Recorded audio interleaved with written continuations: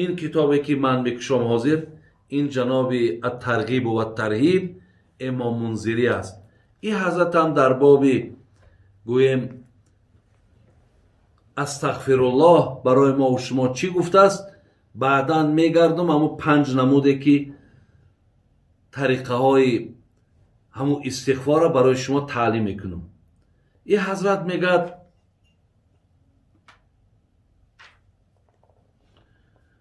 حضرت ابی سعید خدری راوی حدیث است، جناب امام حاکم اسنادش صحیح میگه، گفته است که پیامبر گرامی گفتند قال ابلیس، میگه میدونی شیطان چی گفت؟ و عزتک و جلالک، گفت ای الله با عزتت و جلالت قسم. شیطان قسم خورده با چی؟ لا ابرح اغوی عبادك ما دامت ارواحهم فی اجسادهم. گفت از قسم به عزت و جلالت کی بین با الله قسم خورد ابلیس شیطان، تا زمانی که جان در بدن همین بندگان تو هست من اینها را بیراه میکنم، من اینها را مبتلای گناه میکنم، من در بین اینها اغوا میاندازم. میگه قسم خورد شیطان، قسم خورد در پیش الله مهربان. وقتی که از بگیم مقام و منزلتی که داشت وقتی پیشش کرد این قسم خورد. برادرها فقال الله مهربان بعد در برابر شیطان چی گفت؟ و عزتی و جلالی، قسم به بزرگیم، قسم به جلالم، لا ازال اغفر لهم مستغفرونی. برادر عزیز چی کریم گوش کنین، الله مهربانه، چی الله مهربانه، چی بندگان خوبه هستیم. گفت قسم به جلال عزتم که تا آن زمانی که بندگان من اگر به سوی من طلب مغفرت کنن، تمام آن کردگی هایی که تو در حقشان کردی، یعنی بدبخشان کردی، مبتلای گناهشان کردی، مادام به سوی من طلب مغفرت کنن، مهنتایت را، زحمتایت را همش از بین میبرم و بندگان ما مغفرت گناه میکنم. برادران عزیز حدیث دیگری را جناب انس ابن مالک میاره، میگه الا ادلکم علی دائکم و دوائکم. میگه پیامبر گفت بگون تان که درد چیه و دواش چیه. گفتیم بله حضرت چی است؟ گفت الا این داءکم الذنوب. گفت بدانید که درد به سر شما این گناه است، و دواءکم الاستغفار، لیکن دوای همین درد پیامبر گفت این استغفاره، این طلب مغفرته. یعنی اگر گناه درد باشد، نامه اعمال سیاه میکردگی باشد، ما را پیش الله خجالت میگذاشتگی باشد، گفت دواش چیه؟ الاستغفار، طلب مغفرت کردن.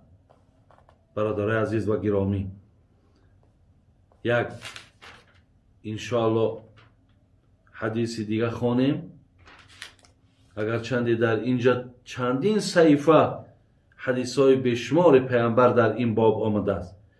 پیامبر گفته است من احب ان تسره صحیفته فلیکثر فیها من الاستغفار. پیامبر گفته است کسی خواهد که روز قیامت نامه اعمالش بیند و داخل نامه اعمالش پر اجر و ثواب باشد و نامه اعمالش در همون روز خرسندش کند، استغفار از زیاد بگین،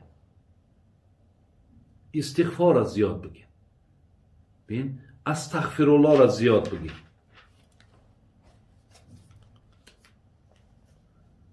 برادر عزیز دیگر از رحمت الله را اینجا من برای شما خانم پیامبر مختص مؤمن مسلم یعمل ذنبا الا وقف الملك 3 ساعات فإن استغفر من ذنبه لم يكتبه عليه ولم يعذبه الله يوم القيامة.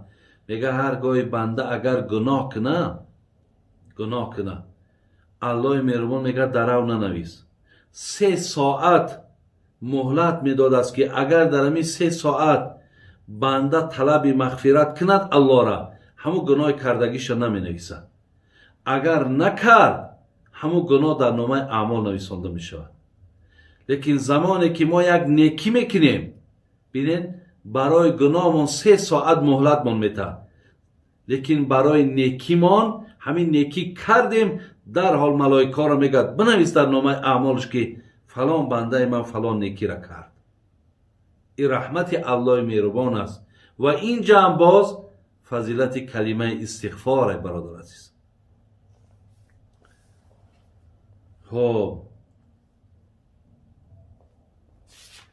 آخران حدیث میخوانم انشاءالله که جناب جابر ابن عبدالله این حدیث آورده است از پدرش از باباش.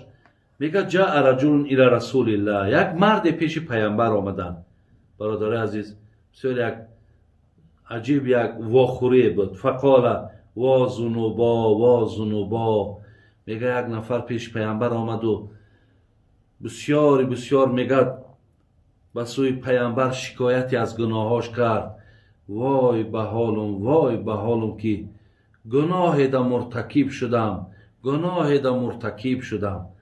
برادر عزیز این سخنها را شما کمک باز در ترازوی عقلتون با بسنجین که مردم پیشتر گناه میکردن در چون میگرفت، غمگین میشیدن که ای دست من گناه انجام یافت. امروز برادرها ما و شما گناه را به خنده میکنیم. ببینین اونها گریه میکردن، اگر گناه میشد گریه میکردن.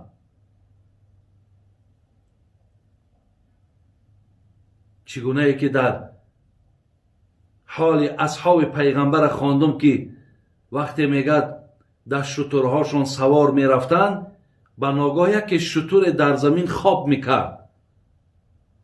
اگر حاضر در تگ پای ما تو اسب یا خرمان اگر خواب کند ما چیکار میکنیم؟ ما میگیریم چوب و تیاق میزنیم تا زمانی که همون خر یا اسب ایجاش بلند شود. میگه وقتی که شتر در زمین خواب میکرد یا اسبش خواب میکرد یا خرش خواب میکرد، میگه در حال میگه دستاش میبرداشت و طرف الله مهربان طلب مغفرت میکرد. میگو خدایا چی بدبختیه، چی گناه ای دست من گذشته که این 4 پای من از من نافرمانی داره. این 4 پای من مقصد در یک جایی که برای من ایستادن مشکله، این مقصد دیگر پیش نمی رود. الله مهربان از کردگیم پشیمانم. الله مهربان چی خطایی گذشته است ببخش، طلب مغفرت میکنم. میگه میدیدیم که شترش یا اسبش بلند میشید. چقدر فرقه. بین این آدم گناه کرده است، پیش پیامبر می آید و گریه میکنه برای گناهش. زیرا ما در ابتدا گوش کردیم گناه دل سخت میکنه، سیاه میکنه، زنگدار میکرده. وقتی دلهامون که به این حالت بیا برادر عزیز، دیگر ما از رمکه آدمگری میبراییم. آخر برای چی در تاجیکی ما میگد اینقدر آدم دل سیاه بوده، اینقدر آدم دل سخت بوده؟ کدام وقت میگه میگیم وقتی میبینیم یک کاری سخت، یک کاری بسیار نادرست ای دستش وقتی که با وجود میاد، میگیم چی قدری آدم دل بیرحمی به انصاف داره. انمون دلهایی که سیاه و سخت شید، دانیم برادرها که ما اوتره دیگر از بندگی دور میکنه. ما اوتره دیگر مقصد از همون انصاف و رحم و دیانت از همه دیگر پیشمان میکنه، دورمان میکنه. به این خاطر آمد میگه داد گفت، گریه کرد. حضرت گفت وای به حالم که گناهگارم، وای به حالم که مبتلای گناه شدم. حضرت گفتن که فقال هذا القول مرتين او ثلاثا. میگه این مرد 3 بار میگه گفت حضرت گناه کردم، گناه کردم، گناه کردم. چقدر می ترسیدن. یک قصه یادم آمد، میگه در زمانهای رسول اکرم صلی الله علیه و سلم یک مردی حبشی، یک مرد سیاه پوست پیش پیامبر نازنین آمد. گفت حضرت، من تا زمان اسلام آوردنم بسیار گناه های را انجام دادم، خیلی گناه ها کردم، چی زنا کردم، عرق نوشیدم، ظلم کردم، حق مردم خوردم، خلاص گناه های بسیار کردم. آیا امروز که اسلام آوردم، دین قبول کردم، الله گناه های مرا مغفرت میکند؟ رسول اکرم صلی الله علیه وسلم گفتن همین قبول دین تو، همین اسلام تو، هرچی پیشتر کرده بودی همش از صحیفه اعمالت نابود کرد. یعنی از برکت اسلام و دین تو مثل کودکی شدی که نو از مادر به دنیا آمدی. میگه این مرد سیاه‌پوش تبسم کرد، خرسند شد که از گناه خلاص شده است. پشت گردان میگه یک چند قدم رفت، بعد از اون میگه باگشت آمد. گفت ای پیامبر نازنین، همون گناهایی را که من کرده بودم همونها را الله من دید، خالق من دید؟ گفت تو نمیدانی که الله در قرآن میگه الم یعلم بان الله یرا؟ آیا مردم نمیدانند که من هر یک کردار اینها را، خواه شب باشد خواه روز، خواه خلوت باشد خواه آشکارا، من میبینم؟ الله گفت میبیند، همه کار گناه و ثواب ما را الله میبیند. وقتی میگه مرد ایرا شنید که الله گناه ها ما میبیند، میگه در رو بروی پیامبر یک آه کشید، یک آه جگر سوز را میگه آه گفت، میگه و همچنان میگه با همون رو میگه در پیش رسول اکرم افتی.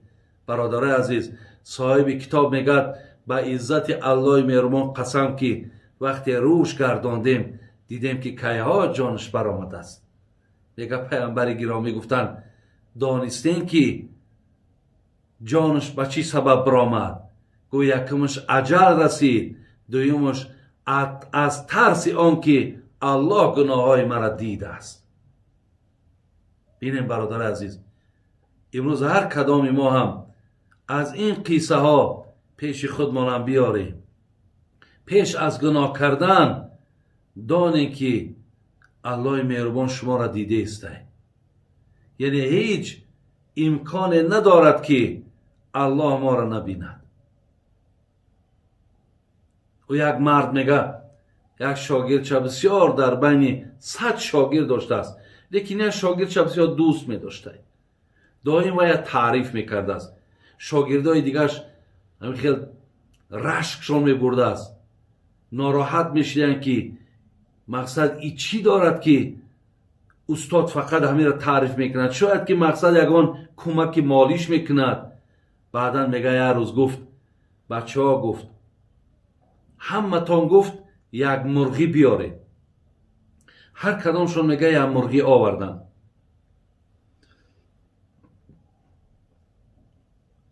بعدا میگه گفت برید، گفت در جای همین مرغا را ذبح کنید که هیچ کس شما را نبیند. میگه پریشان شدن، هر کی هر طرف رفت،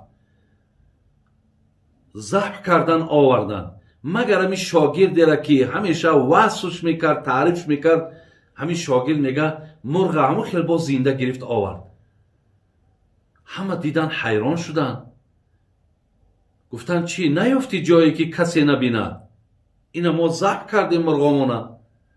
میگه طرفی استاد گفت حضرت، هر جا که گشتم، هر جا که در آمدم،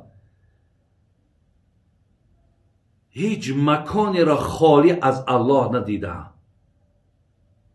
استادش میگه گشت طرف شاگرداش گفت آیا فهمیدین که برتری این شاگرد از شما در چی است؟ یعنی دیدین علم ایرا، دیدین حکمت ایرا، دیدین کرامات این مردکه. مقصد برادر عزیز هیچ جای از الله خالی نیست و خوش به حال اینها که از گناهاشون گریه میکردن، هر کاری و از بین مشکلاتی که می آمدن از خودشان می دیدن و به طلب مغفرت مشغول می شدن. این قسم آمدن 3 بار همین کلمه را گفتن. پیامبر گفت که قل اللهم مغفرتک اوسع من ذنوبی و رحمتک ارجا عند من عملی. حضرت با تعلیمش کرد، گفت از ایه که تو حاضر داد میگوی برای گریه میکنی برای گناهت، گفت بچه جان بنده خدا ایرا بگو که ای پروردگار مهربان، از گناه من دیده مغفرت تو وسیع تر است و از عملهایی که من از او امید دارم از رحمت تو امید دارم. گفت ایرا بگو، یعنی همین کلمه اللهم مغفرتک اوسع من ذنوبی و رحمتک ارجا عند من عملی. ولی میرم اگر با زبان همین تاجیکی و عربی هم که بگین، همین هم انشاءالله بسیار کلمه زیبایی هست، جمله زیبایی هست. میگه فقالها، بعد میگه گفت، بعد از آن گفت عود، باید بار دیگه بگو. میگه با گفت، با گفتش با بگو، گفت با گفت با، یعنی 3 بار میگه همین را تکراری به تکرار همین را گفت الله مهربان از گناه من دیده مغفرت تو وسیع تر است و از اعمالهایی که من میکنم و امیدی به او دارم بر رحمت تو امیدوارترم. میگه 3 بار همین را وقتی گفت حبیب خدا گفتش قم فقط غفر الله لک. برادر عزیز میگه وقتی این سخن گفت بعدن حضرت گفتش خیز از جات، گفت برا گفته که الله مهربان گناهات مغفرت کرد. برادر عزیز بینین اینجا در یک چیز دیگر من از این کتاب برای شما میارم. این تفسیر قرآنه.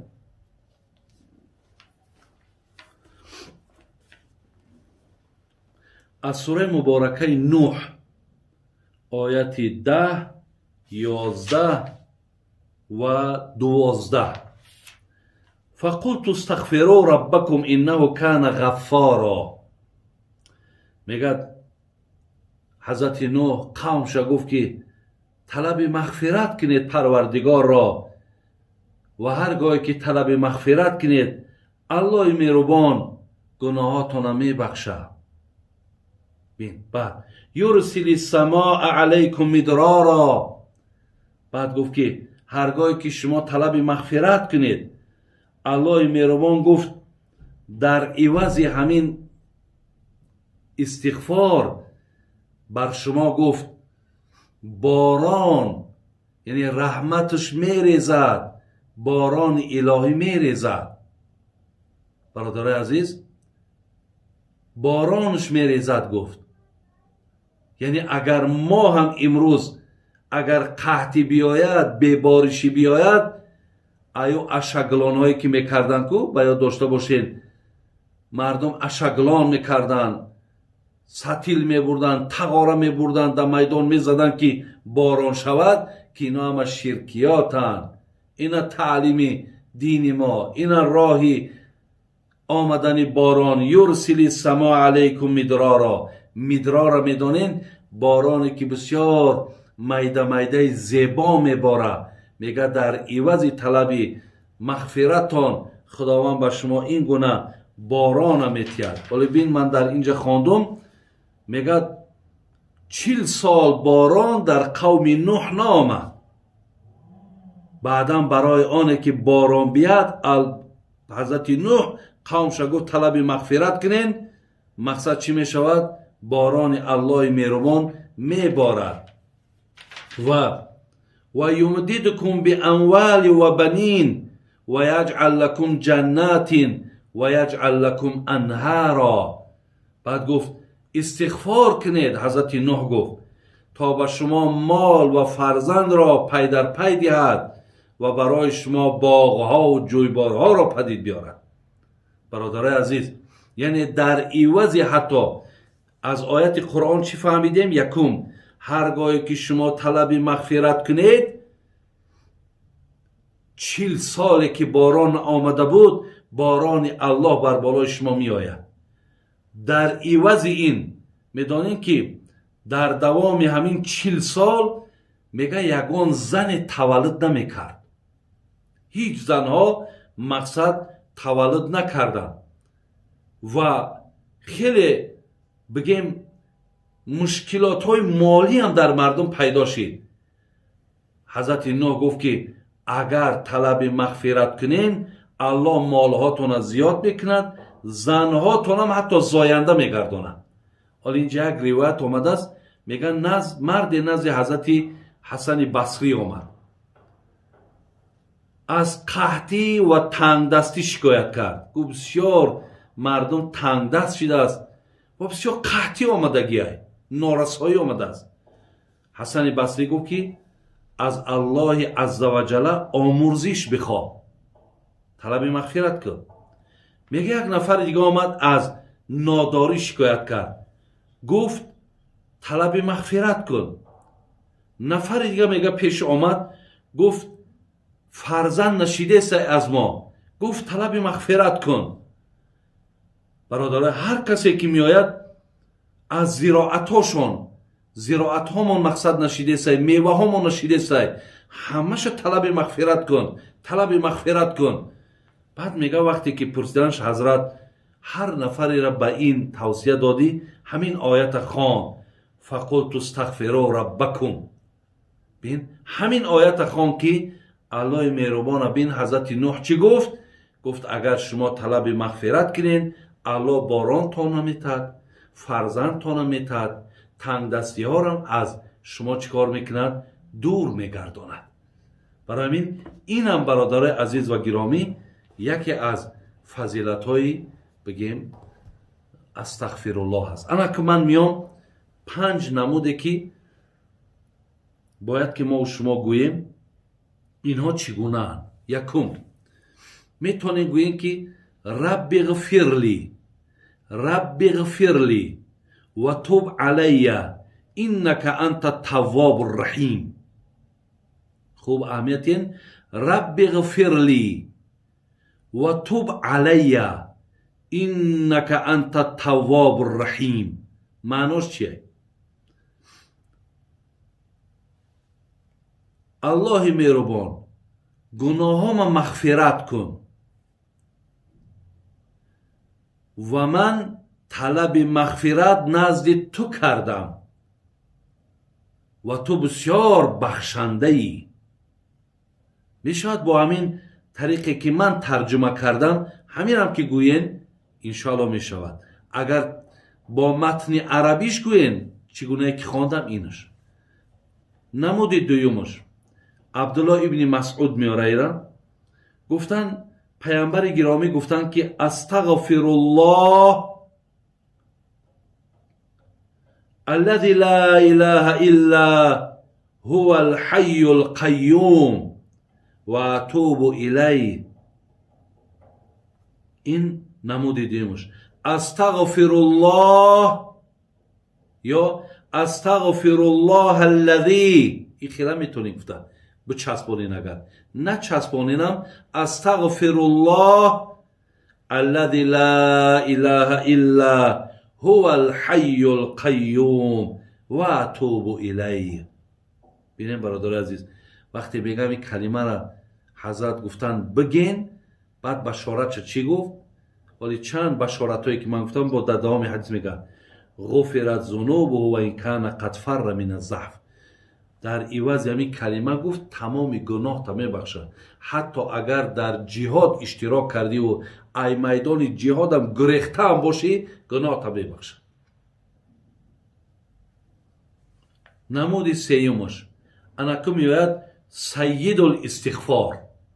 برادر عزیز، سید الاستغفار بگیم اکو از همه دا بالاترین و سرسوابترین همین کلمه هایی است که از من میگم.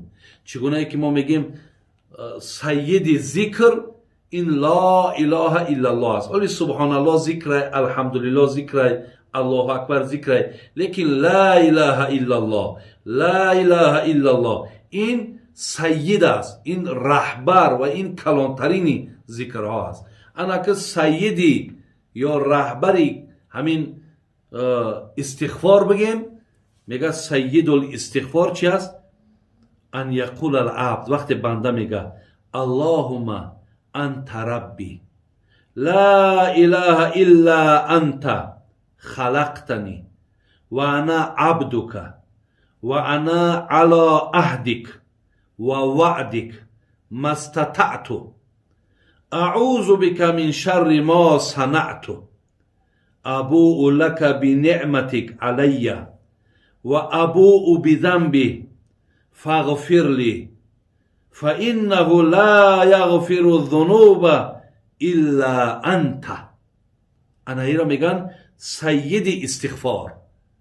اگر کسی این کلمه ها را گویا برادرها، انشاءالله اگر با از اهل علم ها پرسین برای شما با مقصد با تلفن های طریق سبشین یا قطعی نویسن روان کنن، همین را اگر شما گوین پیامبر بینین میگه چی میگه در دوام همین کلمه سید استغفار؟ من قالها من نهار موقنا بها.